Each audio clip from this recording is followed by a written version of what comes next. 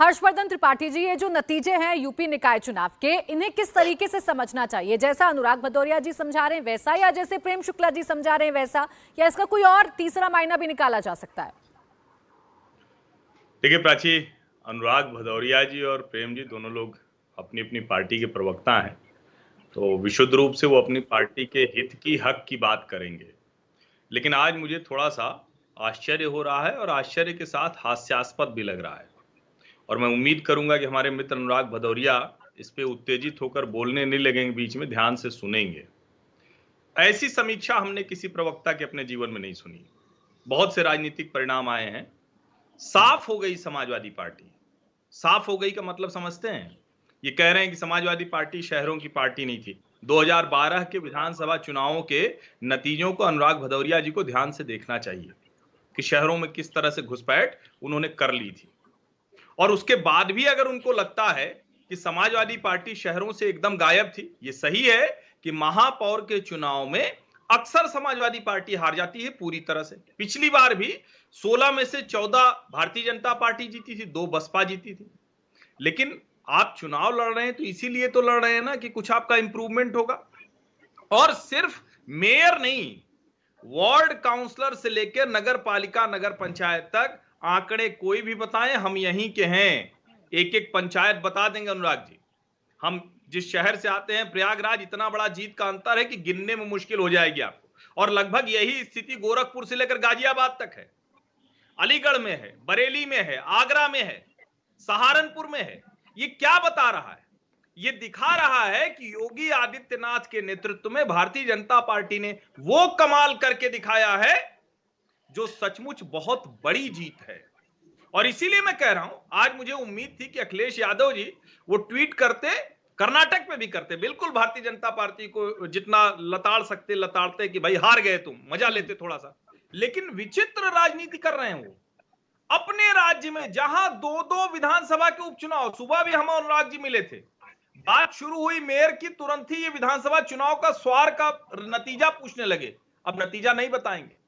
राजनीतिक दलों को बिल्कुल अपनी पार्टी का पक्ष रखना चाहिए, लेकिन एक अच्छा विश्लेषण करना चाहिए। कभी कभी जनता को ये ठीक लगता है कि आप जो सच है उसको स्वीकार करें, जनादेश को सिर माथे रखें, बेवजह उसमें कुतर्क न ढूंढे। ठीक है भदौरिया जी, मैं इस पर आपसे जवाब लूं। हमारे साथ आदिल हसन प्रवक्ता एआईएमआईएम भी जुड़ गए हैं। पहले मैं उनका रिएक्शन ले लूं, चूंकि जो नतीजे आए विधानसभा उपचुनाव के, उस पर आपका रिएक्शन जरूरी है अनुराग जी। लेकिन पहले आदिल हसन जी, आप भी फाइट में थे, आप भी चुनाव लड़ रहे थे। एआईएमआईएम पूरा दावा कर रही थी कि जो मजलूम हैं, जो पीड़ित हैं, जो पूरी तरीके से शोषित हैं, उस वर्ग का हम लोग प्रतिनिधित्व करेंगे। लेकिन उस वर्ग ने भी आपको नहीं चुना, बीजेपी पर मुहर लगा दी। नहीं मैम, बहुत अच्छे संभल हम जीते, लोनी में जीते, अयोध्या में जीते, बहुत जगह, आजमगढ़ में जीते, बहुत जगह जीते हैं मैम। हमने सिर्फ 4.5% चुनाव ही लड़ा है। हमने बीजेपी की तरह चुनाव नहीं लड़ा, ना समाजवादी। हम बहुत लिमिटेड सीट पे लड़े, अल्हम्दुलिल्लाह कामयाबी मिली। मैं पहले ही दिन से बोल रहा हूँ कि समाजवादी पार्टी योगी सरकार के सामने सरेंडर कर चुकी है। रिवर फ्रंट का जांच नहीं कराना है, यहाँ आराम से इनको बाईपास कर देना है। रिवर फ्रंट के करोड़ों के घोटाले हैं, 7 साल से फाइल दबी भी है, 6 साल से। यही अंडरस्टैंडिंग था। अखिलेश यादव कहीं नहीं दिखे थे। योगी आदित्यनाथ मेहनत कर रहे थे, भाजपा मेहनत की, वो जीते। हमने मेहनत किया, हमने जीता। जो मेहनत करेगा वो जीतेगा।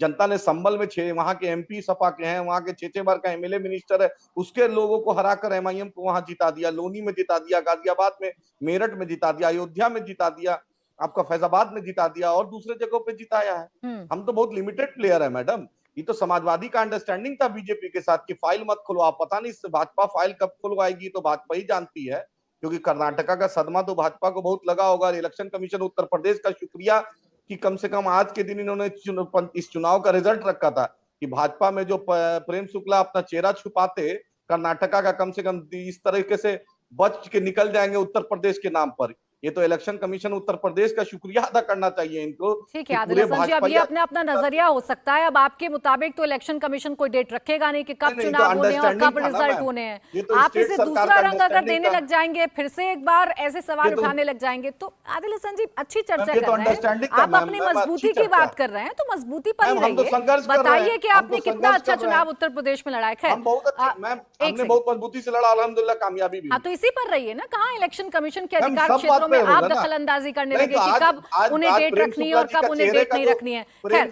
प्रेम अब एक शुक्ला जी सेकंड का रुक जो जाइए। फाख्ता उड़ा हुआ है वही हम देखना अरे चाह रुक रहे हैं कि जाइए इतना सर, फाख्ता बहुत क्यों चिंता उड़ा? हो रही है प्रेम शुक्ला जी की, अभी उनसे मैं जवाब ले लूंगी। एक सेकंड रुक जाइए। इंडिया टीवी हर वक्त हर जगह डाउनलोड करने के लिए सर्च करें India TV news Google play store या ऐप स्टोर पर।